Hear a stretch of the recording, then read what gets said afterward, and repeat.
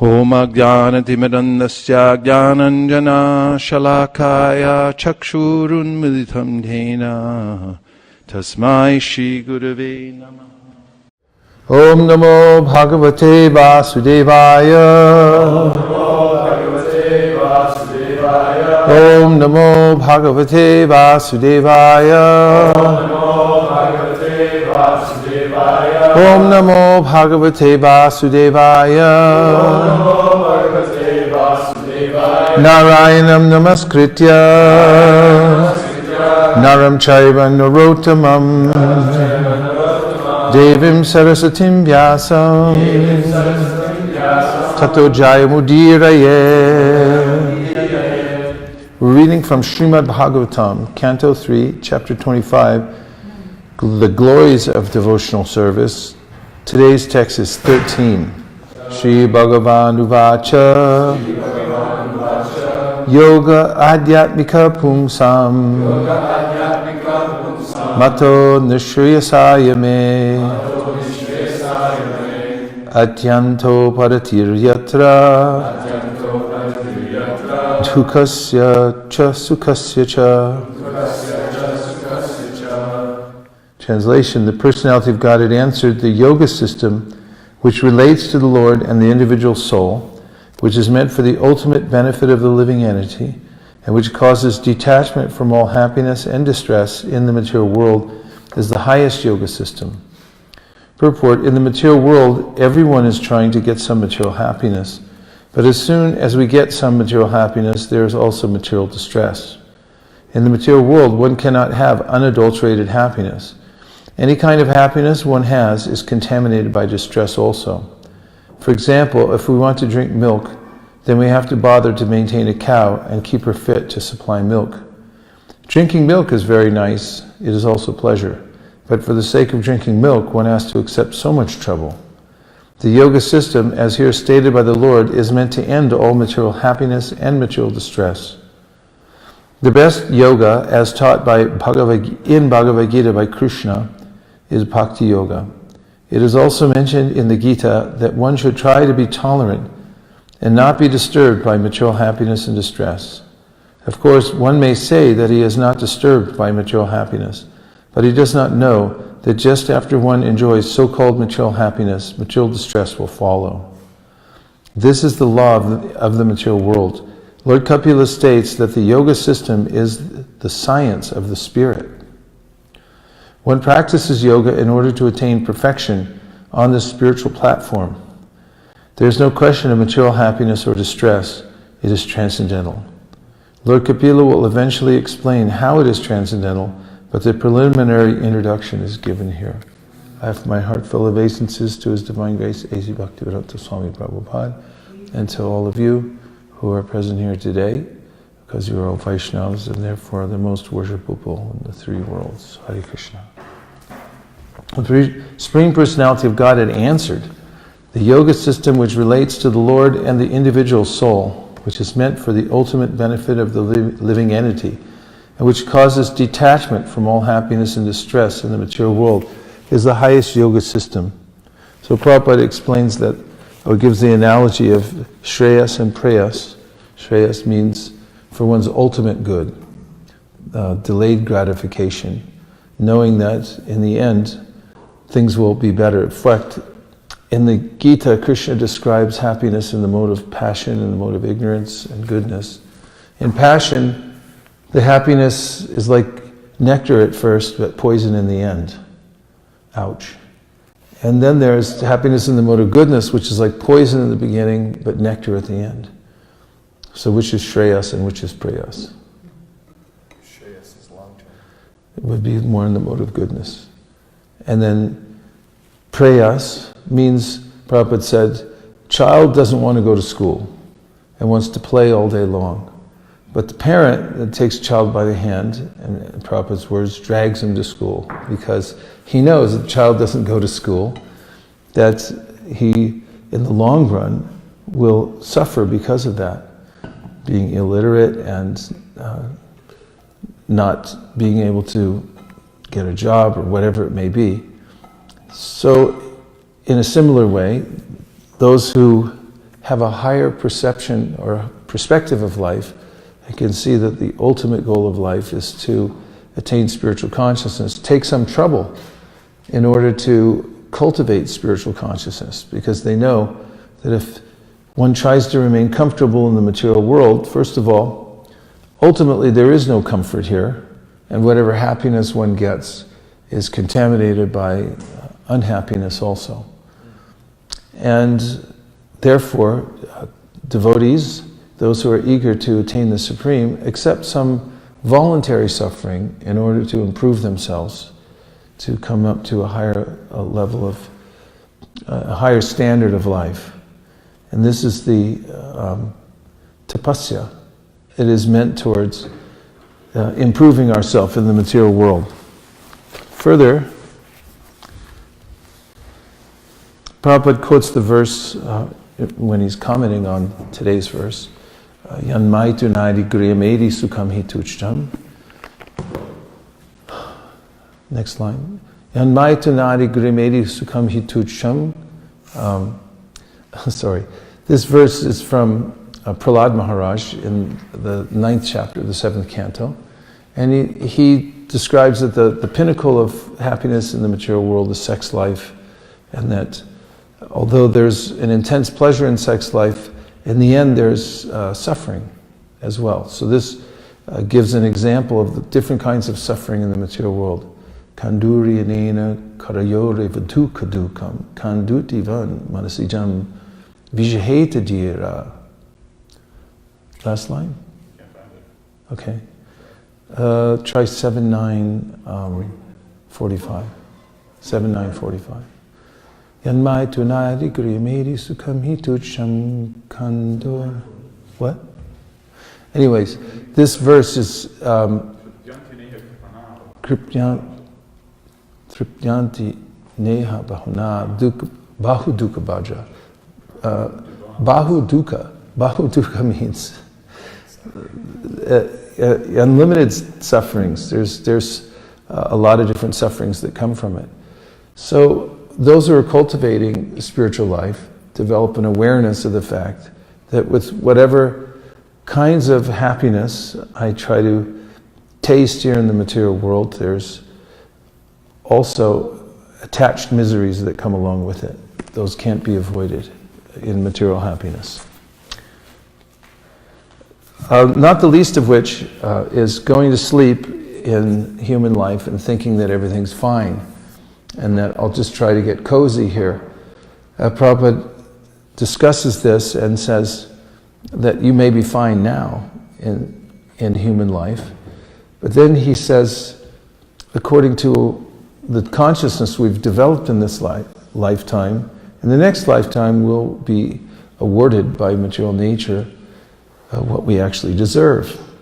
And therefore he says, imagine that you go to sleep as a man and you wake up as a dog. This is the birth and death. You die in one body and you wake up in another body. Go to sleep as a man, wake up as a dog. It's a Kafkaesque, nightmarish scenario that suddenly you find yourself in another body. And this is the peril of the material world. It's a dangerous place because if one forgets about one's cultivation of spiritual life and simply engages in prayas, or playing in this life, or trying to find some comfortable position, he or she will be pushed out of that, and in the next life will have to continue in suffering conditions of life. So a healthy awareness of Maya and its dangers is important. So in the analogy where Prabhupada describes a parent dragging the child to school, he then says the sadhus, the saintly people, the guru, the devotees, they try to drag others to knowledge because they know it's for their benefit. And then he goes on to say, but it's a thankless task because most people in the material world aren't interested in spiritual life. And even when you try to offer to them, they may reject it out of hand, or they they may resist altogether being dragged. Or they may go, but they may drag their feet along the way. And that's also difficult, dragging people across the finish line. And so Prabhupada then recommends that one be tolerant, as is mentioned in this verse, titikshava. And to that end, Prabhupada makes it very clear in the famous verse, Mahat sevam dwaramahur vamuktes tamo dwaram yoshitam sangi sangam mahantas te samachita prasanta vimanyamak surita sadavoye. This verse is about how one attains liberation, and that is keeping oneself in the association of great souls. Those souls who have dedicated their life to spiritual practice and are on the path of Shreyas. However, Prabhupada says here that the quality of these great souls is vimanyama, without anger, and he gives in parentheses the meaning of being without anger, and that is, he writes, vimanyama, without anger, parenthetically, one must distribute Krishna consciousness to persons who are hostile without becoming angry at them. So, in the course of teaching Krishna consciousness to others, one will find it a thankless task, but one has to be tolerant.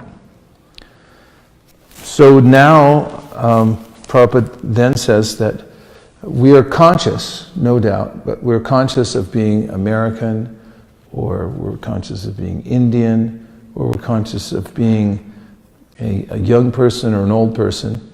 He said, so to execute the yoga system, one must improve and reform the consciousness so that one thinks that I'm a spiritual soul. Conscious we are, but right now in material consciousness, a person is aware of the material body and identifies with it, so that has to be transferred. And one must identify oneself as a spiritual soul. Aham brahmasmi. I'm not matter, but I'm spirit. I'm spiritual being. And from that position, through sambandha gyan, one can understand that I'm a servant of Krishna. And this is the essence of the yoga system, through bhakti yoga, which Prabhupada points out in the purport here, is the topmost of all yogas, to be engaged in the service of the Lord. So one should be aware of the fact that there's an ultimate goal to life, and that by delaying gratification and considering the consequences of one's actions, one can progressively come to a stage of life where there's no more suffering, and that one's indifferent to both happiness and distress. Lord Rishabhadeva in the 5th canto of the Srimad Bhagavatam says that Nayam deho bhajam nriloke kashtan kamam arhate vidbhujamne tapo divyam putrakayena sattvam shudyad brahma saukyam tvanantam. So this verse is very instructive because Rishabhadeva is saying that, first of all, sense gratification is not very valuable, and you can tell that because it's available abundantly to the lower animals, like the hogs and dogs. If they can get it, then it must not be worth very much. Then he goes on to say that for human beings, we should endeavor for a higher kind of happiness. And how? Tapo divyam, by performing divine austerities. Putraka yena sattvam, by that one becomes purified, putraka. Shudyat yasmad brahma saukyam tvanantam. From that purified stage of life, one comes to enjoy happiness that has no ending. It doesn't have a beginning and an end. Prabhupada describes material life. Someone offers you some great assets, like, let's say, $2 million. Okay, 2.4. $2.4 million I'll give you. You come in unmarked bills, you come to my house, I have it in a pouch. Okay? Yes. Plus, you can have, not enough? Plus, you can have some souffle, I'll give you the best kind of food, ice cream. Best kind of food is ice cream. So you get ice cream and pizza, and I'll give you all my jewelry, and you can wear it. And my cars, you can have all the cars, and TV, and whatever else you want. So that sounds fine, but at the end of the day, 3 big men will come out from the back room. They'll take away all the stuff I gave you, the 2.4 million, the ice cream, the jewelry, the TV, and everything else, and they'll beat you with shoes till you're bloody. Then they'll put you in a car, drive you down the freeway, and push you out the door onto the side of the freeway, and leave you there for dead. Will you accept it? Say no. Okay, thank you. But by accepting material life, in essence, one is taking the same thing. I work hard, whatever assets I get will be summarily taken away from me, unceremoniously taken away from me at the time of death. And practically speaking, death is a beating process. We're beaten down by the force of time. And what is birth?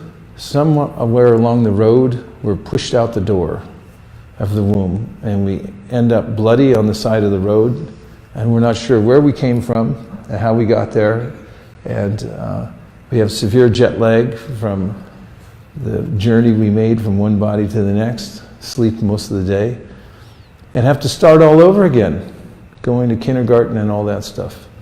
So this is the scenario of material life one should keep in mind, because there are consequences, as Prabhupada mentions in the purport. Think about the consequence. So think of the word consequence. Sequence. There's a sequence of activities or results that will take place by certain kinds of activities. And one should know the difference. What kind of sequence will unfold in my life if I engage in material sense gratification? What kind of sequence will unfold? The one I just described. Get pushed out the door and beaten bloody. And if one takes to the process of devotional service, delays gratification, and applies oneself to the process of yoga, bhakti, then what is the sequence? Well, there are many places it's described.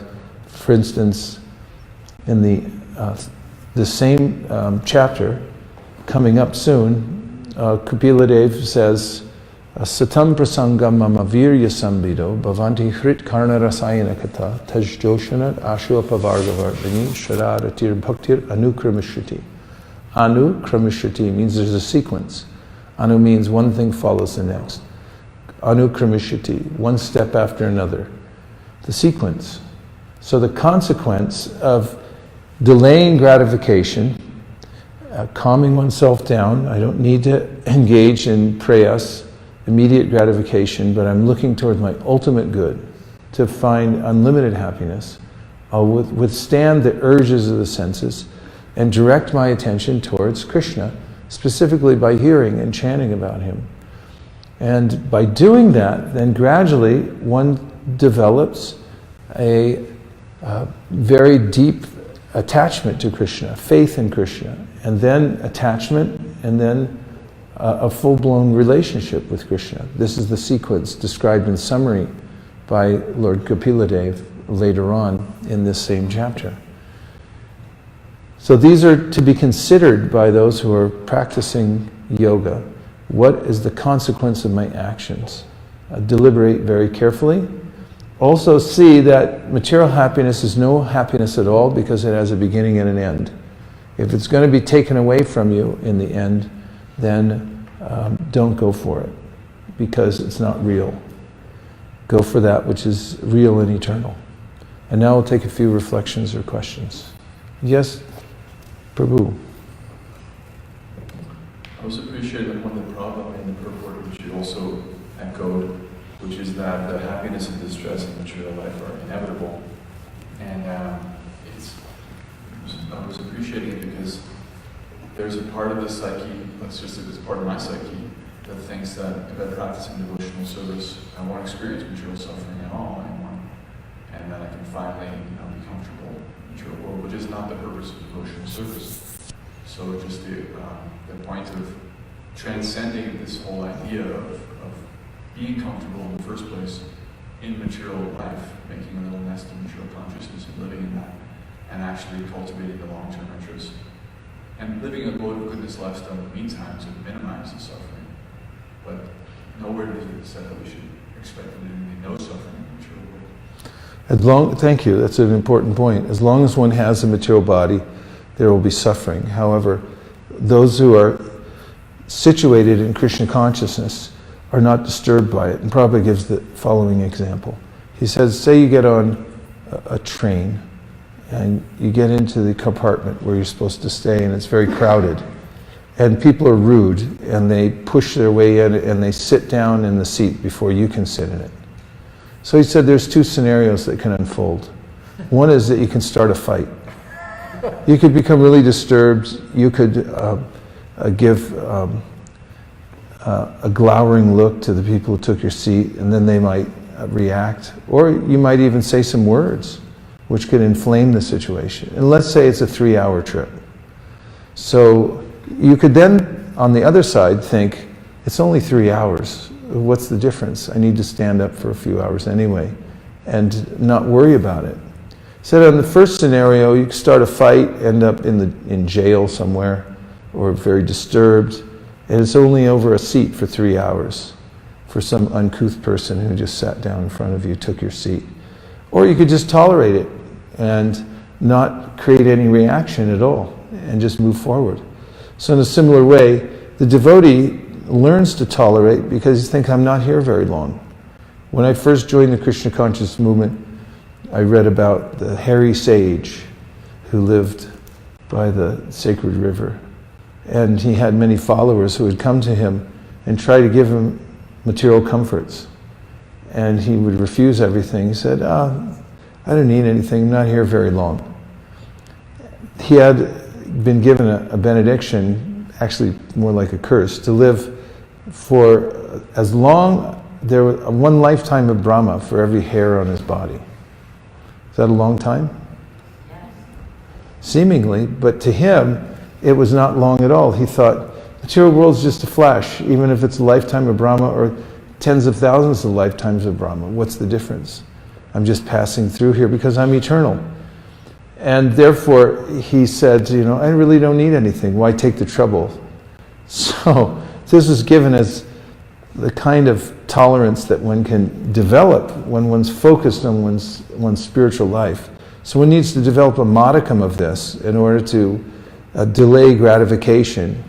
And keep in mind, as Shamyapras Prabhu said, that there will be always some kinds of reversals while one's in the material body, some difficulties, but those can be tolerated if one has a vision of eternity. On that same point, I was reflecting this morning. I was reading Srimad Bhagavatam near the end of part 1, and Krishna is describing just the glories of the residents of Vrindavan.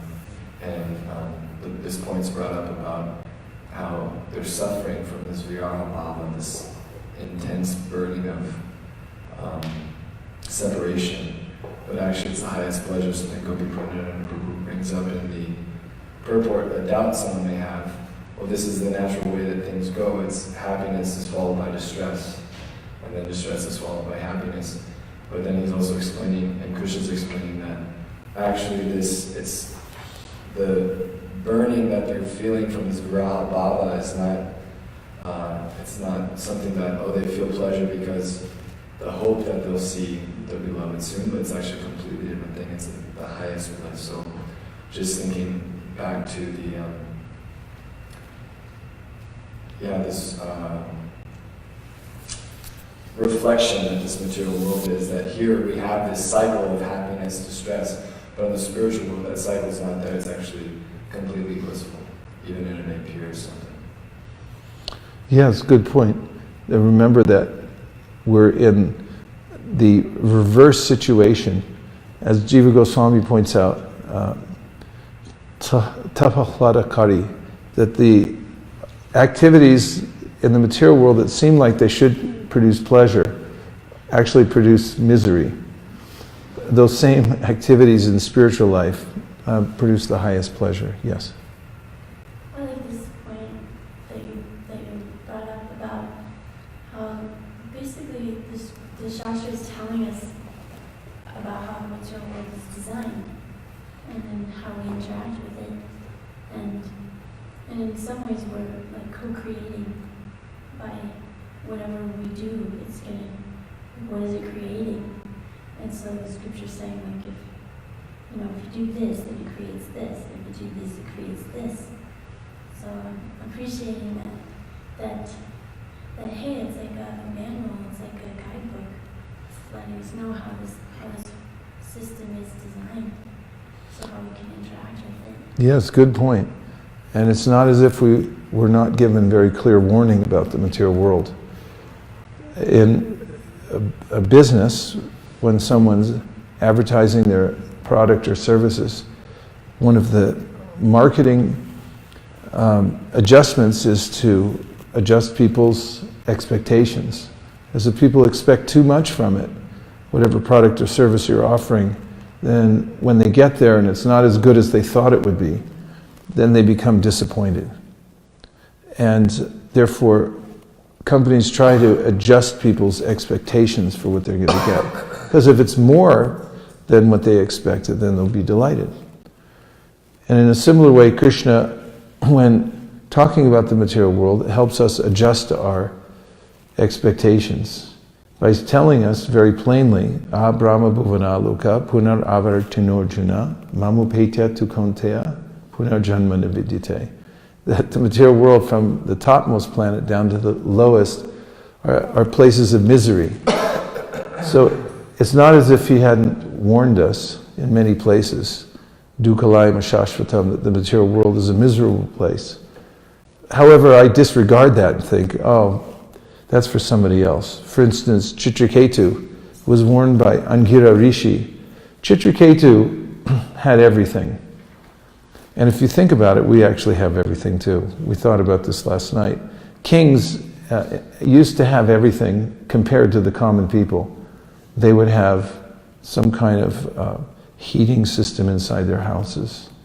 They would have access to better food, although even that was limited at the time because it was only local things were available. They had many internal conveniences. People would bring them whatever they wanted and so forth. We also have that too. For instance, anybody who lives in a suburban house here has a higher standard of living than a king in days of yore. You have fancy indoor plumbing and heating and cooling in the summertime, and whatever you want you can get. You just get on Amazon Prime and tell them you want it the next day and they'll deliver it to your door. The variety of foods and spices that you can get at Trader Joe's or Whole Foods or anywhere else for that matter would make the people in previous ages think that you were telling some science fiction story, how it would be possible to have access to unlimited kinds of spices, unlimited types of fruits, and whatever you want, you can get it at any time. Still, people are not satisfied because you can't get it from emolument of the body and soul. King Chitraketu, as a king, had everything. However, he didn't have a son, which is not good for a king, so that was his burning desire. Despite all the other amenities that he had at his beck and call, he wanted a son, and when Angira Rishi came to visit him, the Rishi could understand that this king was out of balance. He wanted something. And the king then revealed his mind. He said, I have to have a son. Could you please bless me? And Angira said, I'll give you the blessing, but it's actually a blessing curse because the son will be named Harsha Shoka. Harsha Shoka means there will be happiness mixed with lamentation. Almost I think that mixed happiness is also almost worse than misery because you think you're going to get something from it and it's just ruined enough so you can't appreciate it. You're almost there, but you can't get it. So he reasoned, and this is the point I want to come to. He heard that this is going to cause you misery. But then he justified it. He said, well, all kids, they can be a little bit disobedient and they can cause a little consternation to their parents. So, it's not so bad. That's the mantra in the material world. Oh, I can deal with it. I'll just compensate for it somehow, or it won't be as bad as you think. It was pretty bad for the king, because after he got the son, the co-wives became envious. They couldn't have sons. That's why he asked the rishi to help him have a son. And the wife who had the son then became his chief wife. The other ones became envious. They poisoned the child. So the scenario is heart-wrenching when you read it in the Bhagavatam, that the maidservant who's taking care of the child on behalf of the king and queen comes in to feed it and looks in the crib and sees that the little baby's eyes were rolled up in its head. And she could tell right away that it was gone, dead. So she fell to the ground and began to wail, "My life is finished." Then when the queen came in, she could not tolerate the situation, and she fainted on the floor. And then wailing broke out in the palace. And then the king heard the wailing, came running in to see this scene of his newly born prince dead in the crib. And what a trauma that was, that he could not remain conscious. He would fall unconscious, come back, realize the situation, and fall unconscious again. And then when Angira and Narada came back, they induced the son to come back in the body and speak to the king. And the little soul within the body of that baby said, when asked by Angira and Narada, "Why'd you leave so untimely?" And the baby said, "I really don't recognize these parents. I'm just passing through. I'm sorry and everything, but I don't know who you are." And Chitraketu began to get some perspective because of that. But one can see the psychology of a person in the material world that, well, perhaps it won't be so bad. And that's why Krishna tries to adjust our expectation. He said, no, it's bad. It's really bad, and it's bad all over, from top to bottom. So if one doesn't try for it and realizes that it's bad and adjusts one's expectation, the suffering is not so great because you didn't expect it anyway. There were more reflections. Yes, online. From Divyangi, I like that Guru Maharaj mentioned that we are not here for a long time. Even counting from now, if we live at least another 30 years, it's not long. And why not just dedicate this life to Lord Chaitanya's mission? And he is for sure going to make us happy by serving him. I feel like there is nothing else to do. We have to be just conscious and sincere about our material desires and take the right guidance from authorities and Shastra. Well done, Divyangi. Thank you. I have a question. Oh, good. How long does it take, or what does it take for someone to actually become frustrated with material suffering? Because we see everyone is suffering in the material world, but then only some will actually become frustrated and start to think deeper about it. So what is it that actually brings them to that point? That's a great mystery. Why some people become frustrated and others push on despite the misery. And when you say how long, it's shorter than you want, but faster than you think. When you take to the process of Krishna consciousness, it is a combination of many different elements that makes somebody come to the point of being aware that I should surrender. One is a collective memory within one's heart that I'm suffering life after life. Sometimes people ask, if karma is there, what's the use of it if I can't remember what I did in my last life? But there's different kinds of memory. We actually start to develop a composite of the various ways in which I've been defeated in the material world. And if one comes in contact with devotees and has a glimpse of devotional service, is able to get some association with devotees, there's a possibility that one sees an alternative and awakens to this by wanting to engage in devotional service. But it is kind of a mystery. We don't know the history of living entities. Krishna says in the Gita, Bahunam Jamanamante, Jnanavamam Prapadyate, that it's after many, many births and deaths that one comes to surrender to Vasudeva.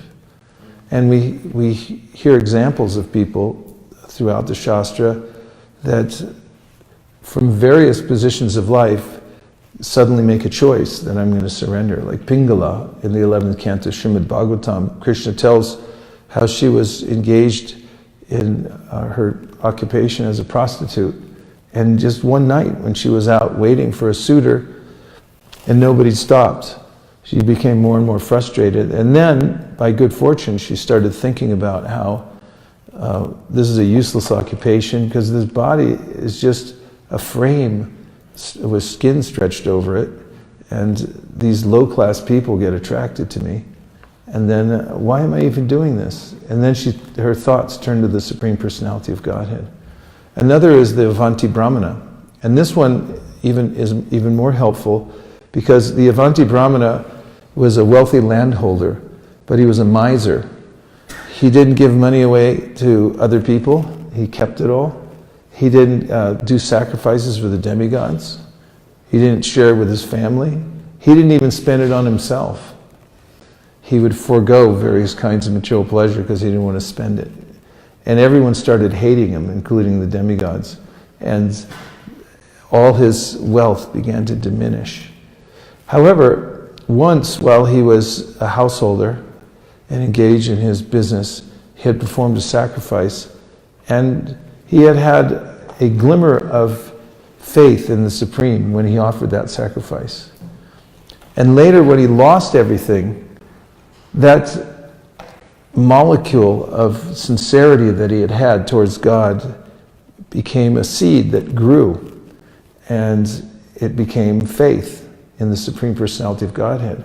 So he walked away from his land and his family, and of course they walked away from him first, but he left it all behind in a very detached mood and began to wander around depending on Krishna.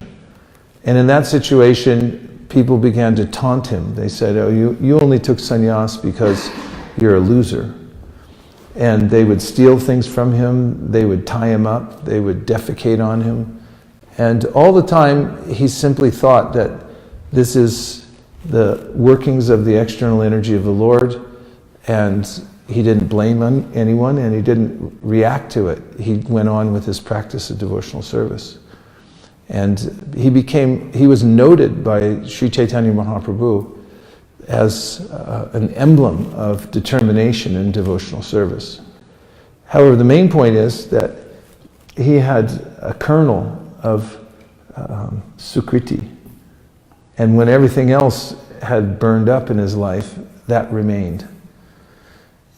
And so circumstances in one's life, plus the agyata sukriti, some kind of investment one has made in the process of devotional service or having had association with devotees, then can grow from there. I'm wondering if, is it a good idea, is it allowed, are there risks to, quote unquote, move all in devotional service?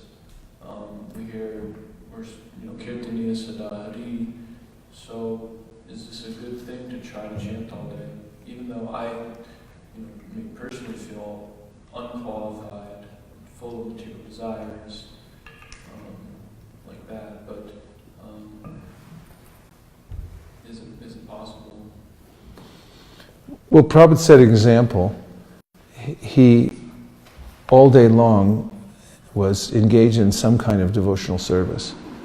Whether it was writing, or managing, or returning letters, answering letters to others, that others had written him, coming to see the deities, meeting with devotees, giving class. He was engaged around the clock. And he set the example for us that this is the ideal devotional lifestyle, to somehow or other be engaged in devotional service 24 hours a day. And it's also the essence of all advice given by Rupa Goswami.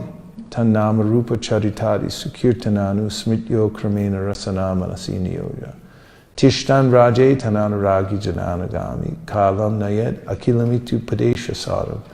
The saram, or the cream of Upadesh, of advice, is that you should stay engaged in the process of devotional service 24 hours a day, because you'll come to the perfect stage at that time. And as I mentioned yesterday, there's no risk and all gain. As far as chanting all day, sitting and chanting, Prabhupada emphasized that we use our active senses in devotional service. This also chanting. It's not that engaging in deity worship or going out on book distribution is different. It's a different kind of service, but it's on the transcendental platform. It's the same. And Prabhupada showed how a variety of activities throughout the day, engaging in spreading Krishna consciousness and making the temple a beautiful place and so forth, is a reasonable way to live one's life. With that variety, you can stay engaged your whole lifetime. And we've seen devotees who have done that from pillar to post. They have engaged in the blissful life of Krishna consciousness with these varied activities. And the short answer to your question is yes, that you should chant Hare Krishna 24 hours a day. But observe how our founder Acharya did that, and follow in the footsteps. He didn't recommend going off to, Mother Nidra needs the mic.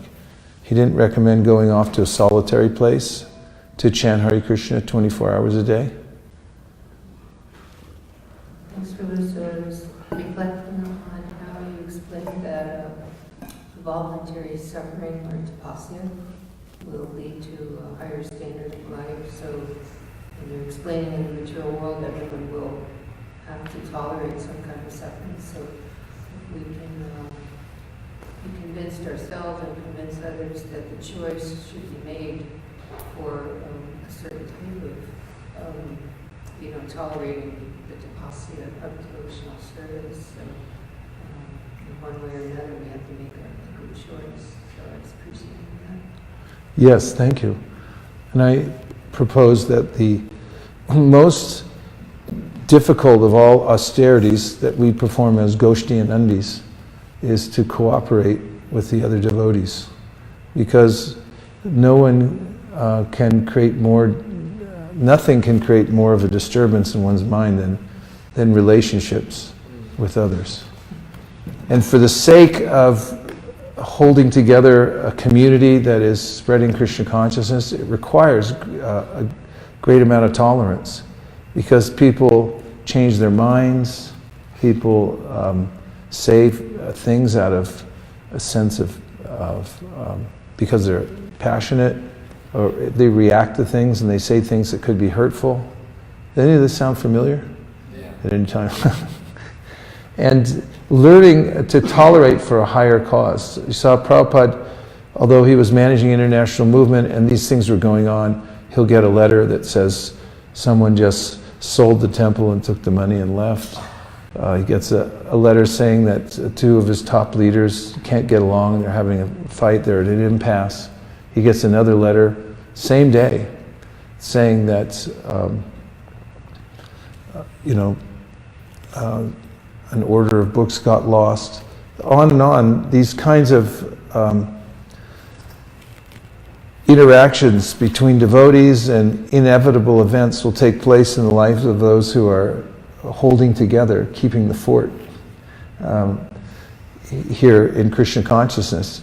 And being able to tolerate that and to rise to a higher level for the sake of spreading Krishna consciousness, to cooperate with other devotees and to overcome the differences, and then to tolerate when there are differences or when there are changes that take place. This takes a high degree of tolerance, titikshava.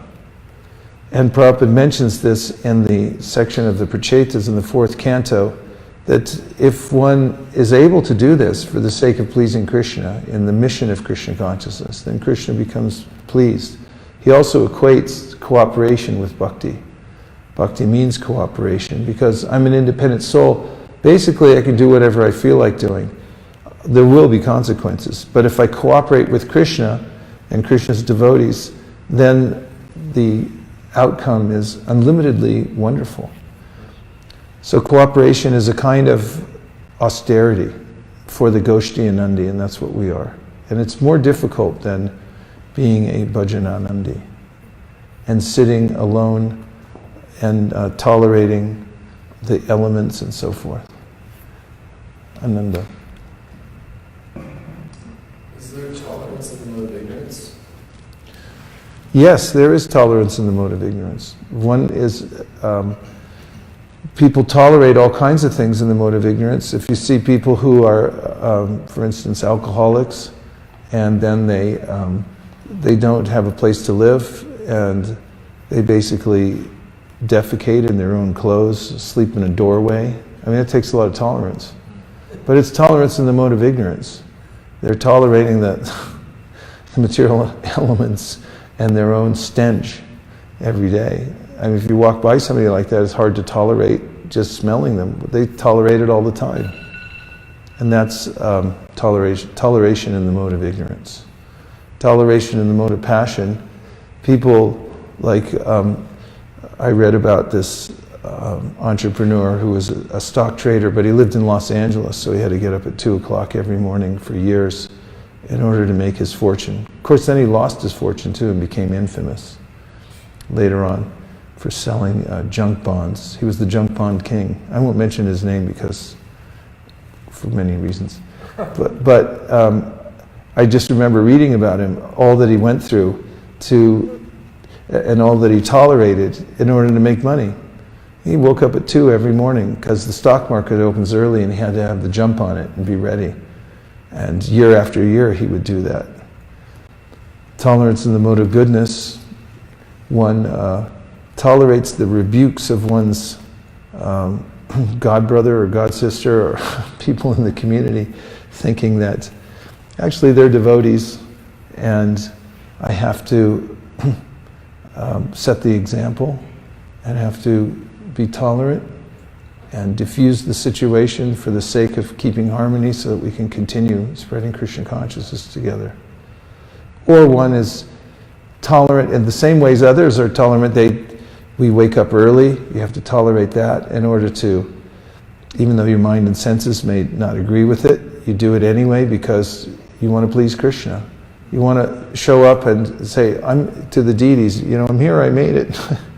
I came.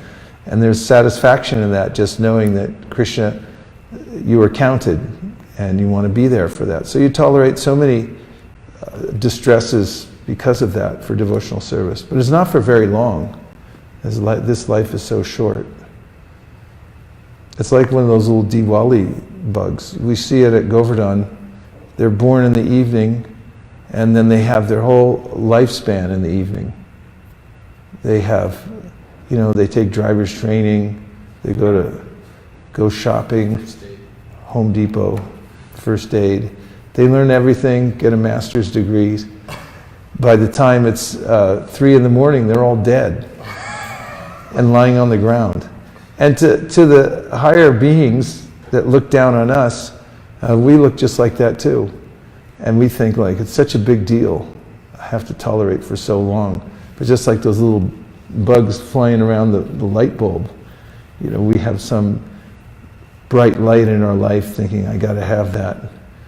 And it's just for a few years. But if one can instead tolerate for Krishna, use that, build that tolerance muscle in the mode of goodness and then transcendence, tapo divyam putraka yena savam, then you get purified. You actually get something for your tolerance, rather than being a dead bug on the ground. You get to transfer yourself to a plane of eternal bliss.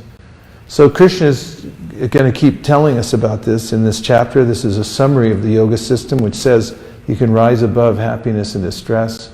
You can come to the perfection of life. All human beings can do it by learning how to distinguish between shreyas and preyas. That which is ultimately good for us and that which seems good right now. And you don't think about the consequence. Think about what's going to happen if you go down this road. We thank everyone for joining us online today and for everyone who came into the live studio audience and tolerated the blizzard outside, coming through the snow, just to be here. And thanks to everybody in this community who's keeping this very strategic fortress in the Midwest. We're not really in the Midwest, we're in the mountains. It's like Mid something. Central United States. Central. And you're doing a great service to humanity just by keeping the vibration going and developing into ideal human beings. Thank you.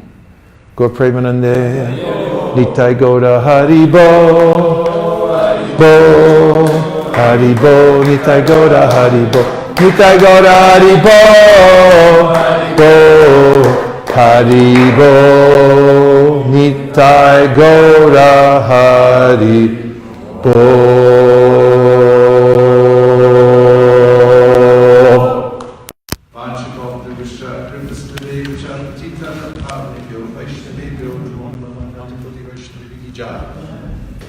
Excuse Vaisesika Guru ki jai. Nachari Armarman, Nachari Armarman, Nachari Armarman, Nachari Armarman, hey, Nachari Armarman, Nachari Armarman, Nachari Armarman, Nachari Armarman.